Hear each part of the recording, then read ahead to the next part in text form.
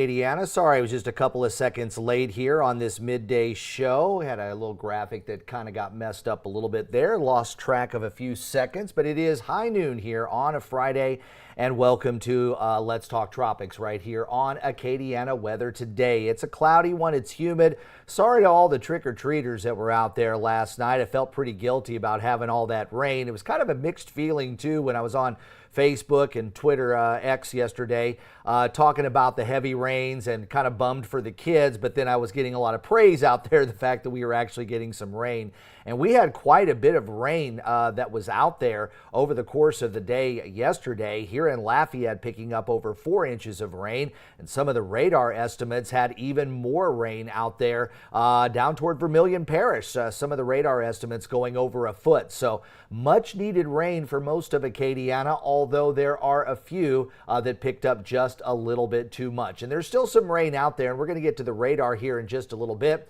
Temperature right now 77 degrees here in the hub city, and we have mostly cloudy skies right now. That dew point running at 77, rather down to 72. Our heat index really not much of a factor this time around.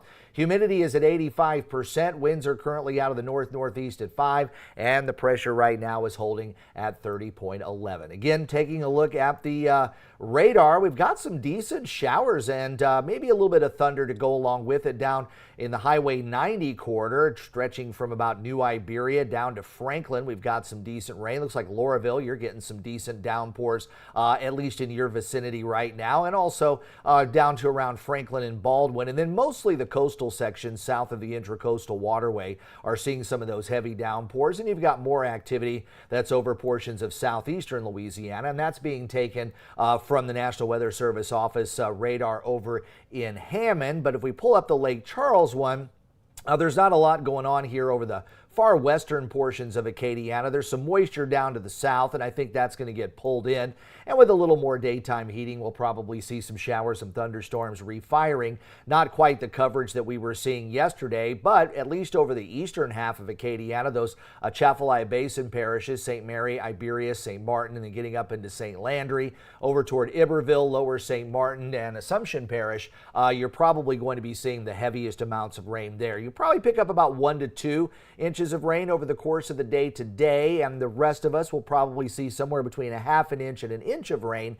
But then farther down going into Saturday, the frontal boundary back to our northwest and the upper level pattern kind of flattening out. I think we're going to see our chances for rain dropping down as we head into the weekend. But there's a little bit of rain and some drizzle that's out there that might cause a few slowdowns. But looking at the traffic cams, most areas are just looking at gray skies right now. So on the big satellite, again in the upper level pattern, we're seeing things kind of flattening out. We had a pretty good trough here across the west, but that's now kind of flattened out a little bit. So the frontal boundary is still back here to our northwest, but it's kind of running parallel with that upper level pattern. So it's not going to move much farther toward the south, and it's not going to be pulling up as much moisture this time around.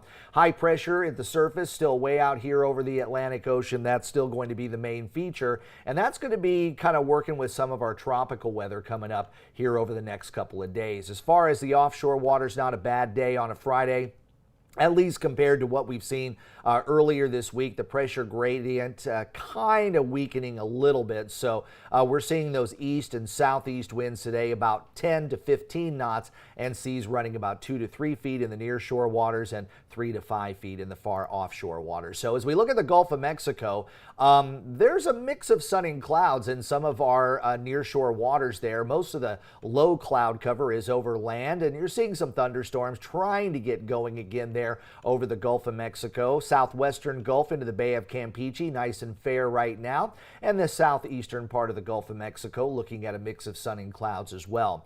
All of the action, or what potential action, is going to stay here over the far western part of the Caribbean Sea. Now we've got the Central American gyre that is starting to wind up a little bit more. So as we look at some of that moisture that's actually on the Pacific side right now, some of that might kind of curve its way into the southern part of the Caribbean Sea, interacting with low pressure and an old tropical wave. And at the same time, you've got that big ridge of high pressure that's well to the north of the Caribbean islands, but it extends all the way down into the northern Caribbean islands. There's actually kind of a frontal boundary kind of in this particular area right here. And with a high pressure ridge to the north, and you've got low pressure trying to develop down to the south, you got a decent pressure gradient here. And this is actually an area that the National Hurricane Center is kind of watching for possibly some potential development. There's kind of an upper trough that's over toward the west as well. So maybe they're kind of thinking about like what happened with Hurricane Oscar. Maybe we can get something to develop quickly, something small in that particular area. But really the area I think to watch is going to be here over the western and central part of the Caribbean Sea over the next couple of days. And there's a look at the Atlantic Ocean. There's another area far in the northern Atlantic that might have a brief window of opportunity. It's actually a little bit off the map here, farther to the north, probably about right in there, that could have some potential, but it's going to have to get its act together pretty quick. And then look at all of this out here. National Hurricane Center not really watching this, but this is kind of a massive cloud cover. It's a tropical wave that's kind of moving off toward the west. A little unusual to see something like that out there in the early part of November.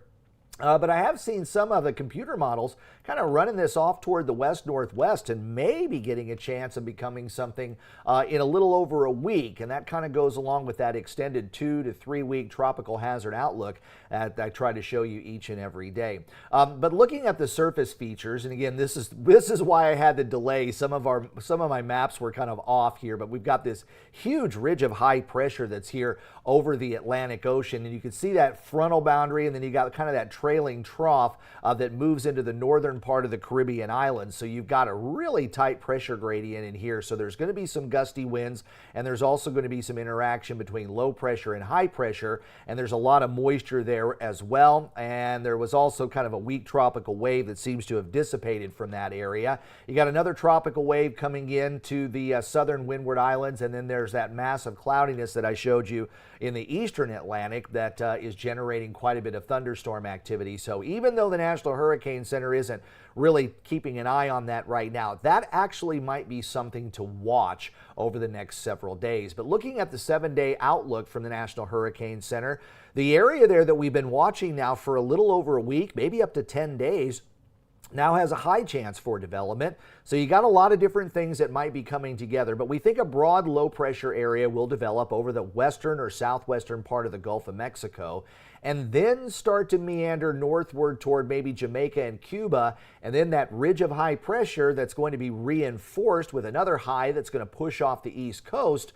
That would generally push it in a westward or perhaps a west-northwesterly movement. So some of the models are indicating maybe something moving into the southern part of the Gulf of Mexico. At this time, it doesn't seem like it's going to be any kind of a threat toward the northern Gulf Coast. And the main reason is the waters are starting to cool down over the northern part of the Gulf of Mexico.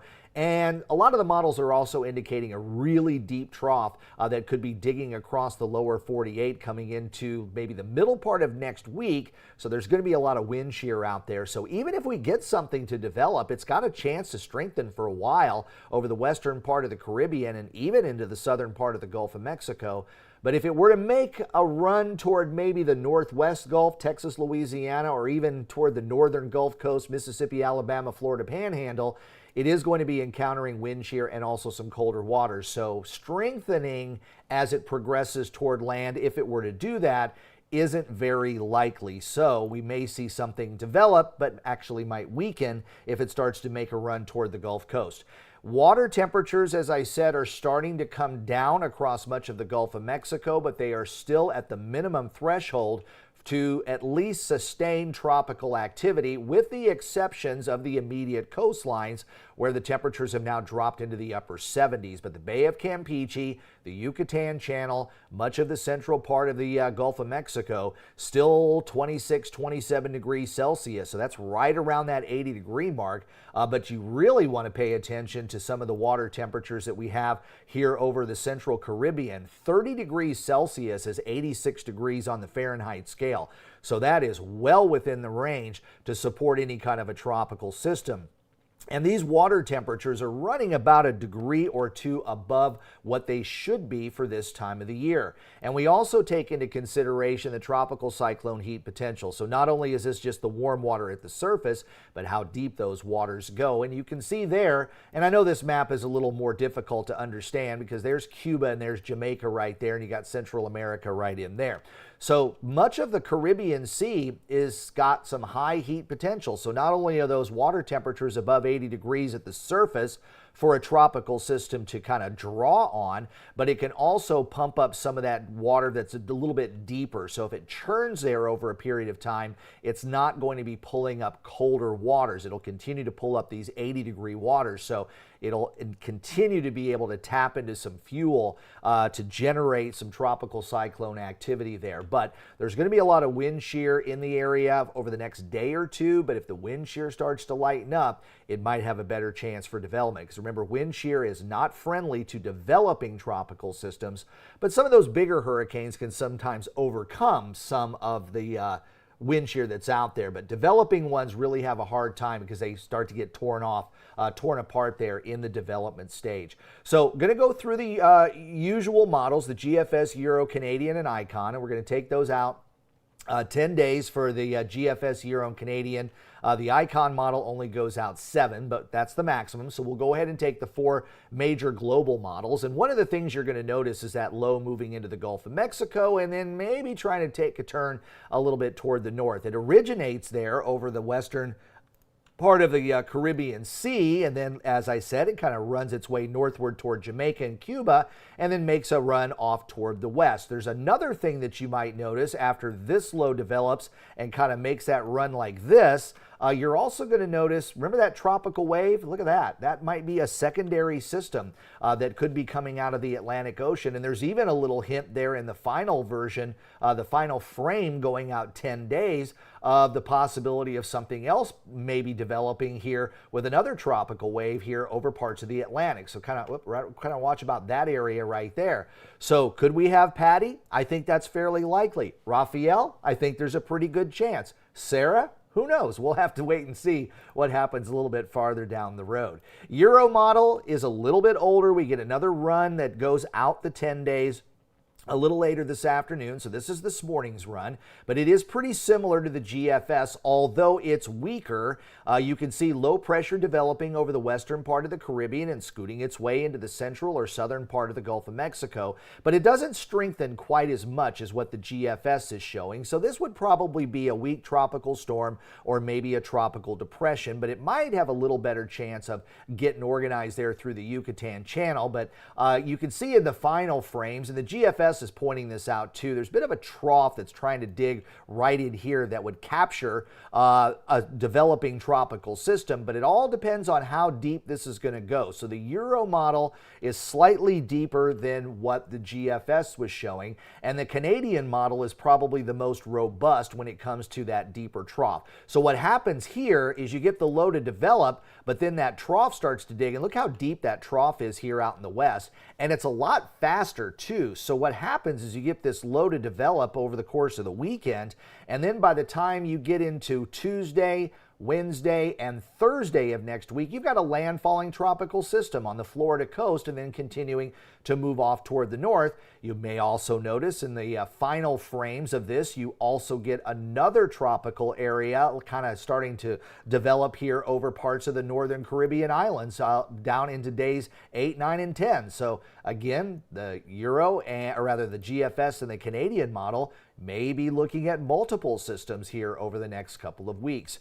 The Icon was a little bit more robust when it came to some development on the early morning runs of the models, but you can see that the low kind of pulls up into the eastern part of the Gulf of Mexico and then kind of just falls apart before it reaches the Gulf Coast, before a trough comes in. So I think one of the things that we're going to have to really watch is not only anything trying to develop, but we have to monitor how quickly a trough comes in from the west and what this big ridge of high pressure off to the east does, because what all tropical systems do is they're basically trying to work their way poleward, and they're going to find the easiest way to get there. It's kind of like how the river wants to run all the way to the Gulf of Mexico, but here it wants to cut off into the Atchafalaya because it's the straightest and easiest way to go. Well, systems like low pressure areas try to do this too. The ultimate goal is to head toward the North Pole, but it's got to dodge all of these different items to get through, and it's going to find the path of least resistance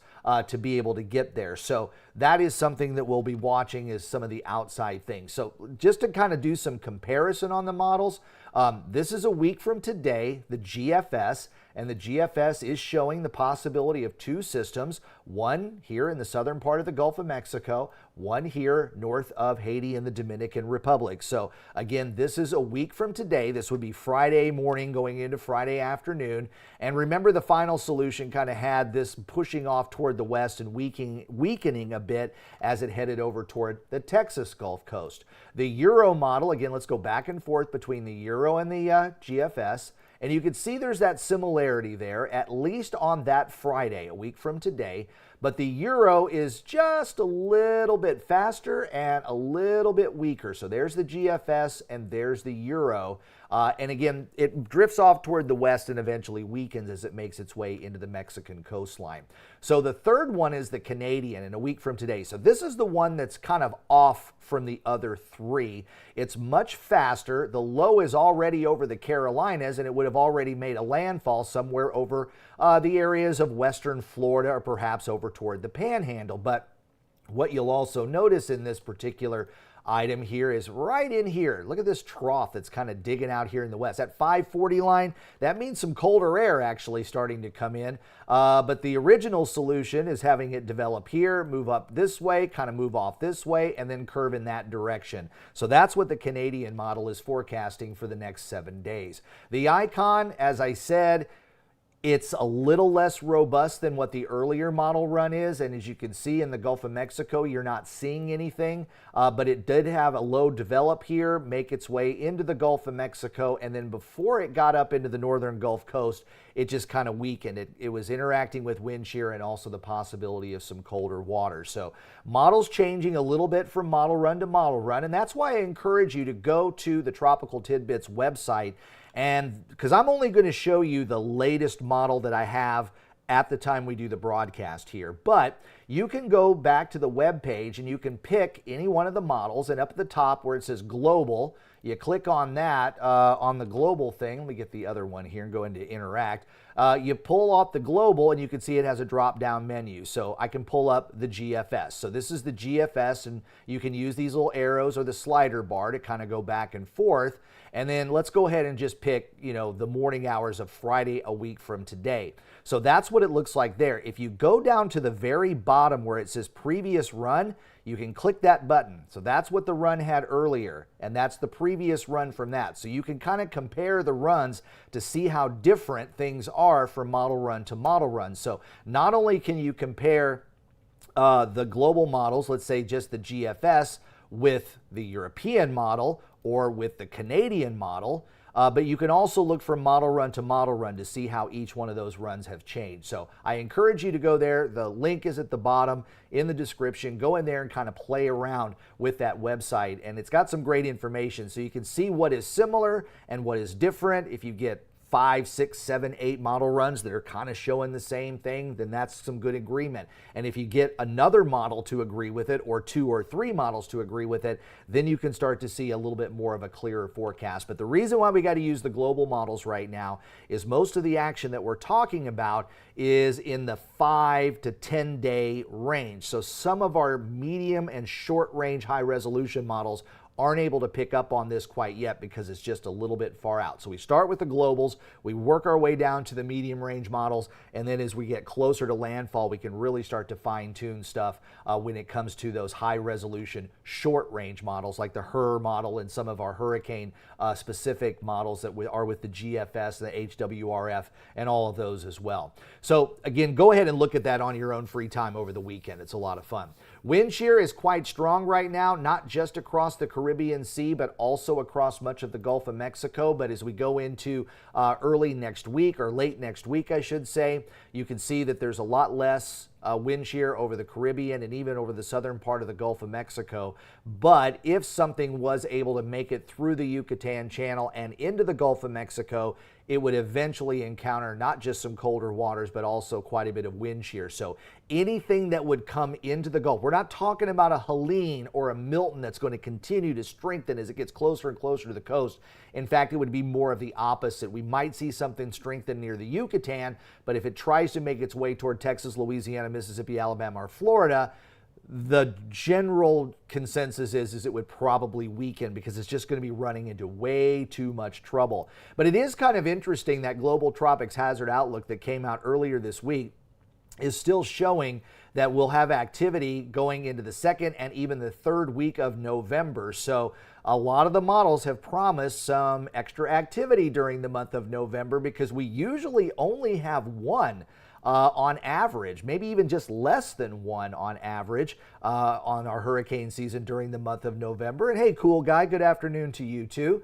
But we do see some decent activity during the month of November. It's about the same as what we would see during the early part of July. And I know July is normally a quiet month, but it's still not zero. And when we look at the progress of a season, you can see named storm number 14, which we've already passed that, on average would occur by November the 19th. So we usually will see at least one named storm during the month of November. Last year we didn't have any. Back in 2022 we had 3. I think it was 1 in 2021, and then in 2020 we had 3, including 2 that were Category 4 hurricanes, believe it or not. So November is not necessarily an active month, but it is nothing close to zero, that's for sure, and you can still have a pretty active month, and a lot of the models are kind of pointing in that direction. So it has been kind of a bottom-heavy type of hurricane season, and it doesn't end until November 30th, so the possibility of 1, 2, or maybe 3 more named storms before the hurricane season is over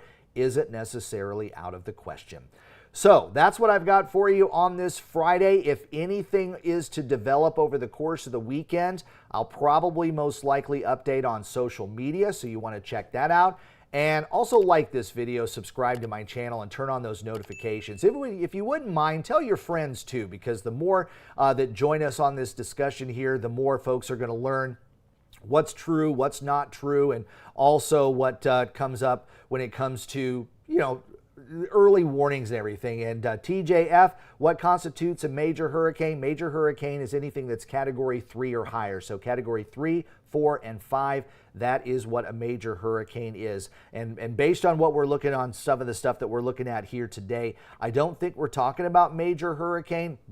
Can't rule it out completely because weirder things have happened, but if something tries to work closer to the northern Gulf Coast, such as Texas, Louisiana, Mississippi, Alabama, and Florida, most likely it would run into a lot of problems, and we don't expect any strengthening there. But again, weird things have happened during this hurricane season, so we can't really rule out anything at this point. So hopefully that answers your question. A major hurricane is anything that's Category 3, 4, or 5. And just a reminder, I'll be on Big 102.1, 106.7 Planet Radio, and Freedom 95.1. That is going to be starting on Monday morning. You'll be able to hear me there at 6 a.m. in the morning, starting there and going through the morning drive.